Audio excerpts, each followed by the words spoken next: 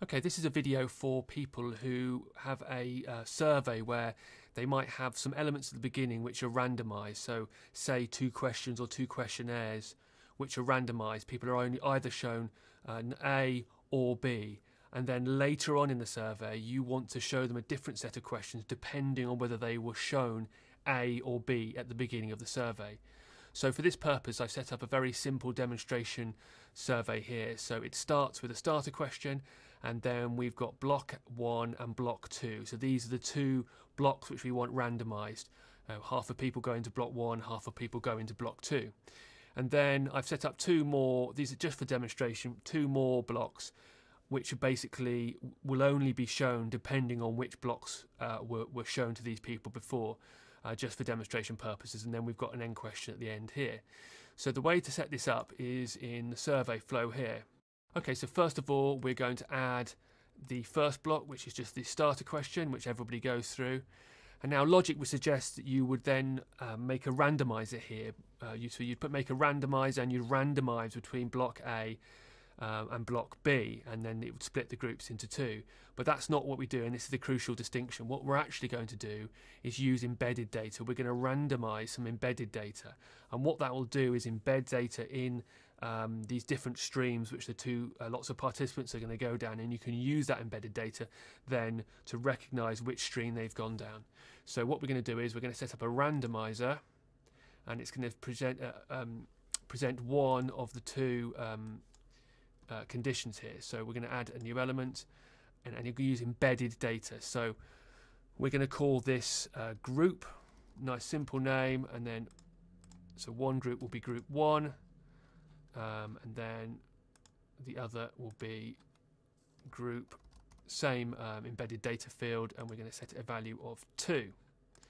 Okay, so what this has done is at the very start, obviously participants won't see this, they'll just see the start block, and then this randomizer will assign them, leave that, so they only have one of these, so only one of these randomized elements will be assigned to them. So every participant coming through, within their data set, they'll have an embedded either 1 or 2, they'll be in these 2 groups, so we have that there, which we can now use. So now from there,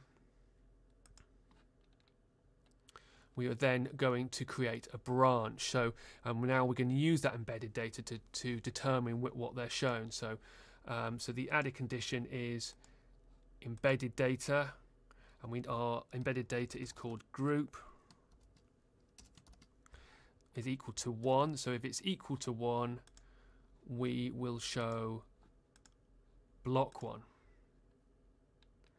and that is good. And then there's different ways of doing it, but what we could then do is we have the extra question there after that, which I want to only people who have seen block 1 will see. So we can add that element here as well. So we can just add I call it block 1 reveal. So it's only going to be revealed to people who saw block 1, and then we're going to do the last question, end question, and end of survey. So if they've had embedded data 1, they will see block 1, they'll see this question, which is basically just an indicator that they saw block 1, they'll see the end question, and then end of survey. So that's one branch, and then we obviously need to do the same branch for the other group. So what we'll do is we want to add a branch, and this time we will use embedded data group again, and is equal to 2. We will now add an element here, so that's okay, and then we are going to show block 2, and then we are going to show block 2 reveal, which is just the indicator block as I mentioned, and then we are going to add the end question and end of survey. So we've got these 2 streams, but it's all based on this randomization of embedded data which happens here. So then what we're going to do is we're going to just check that this works. So we'll do a preview. Okay, so that's the consent question at the start. So they've seen block 2, that's fine, and then they should see, okay, this is the indicator question only for people who saw block 2. We'll now see the end question, and that's the survey complete. Okay, so we'll restart the question. Consent to take part, Okay, they've seen block 2 again. Obviously this is a randomizer, so we'll just whiz through there. Hopefully we'll get block 1 this time.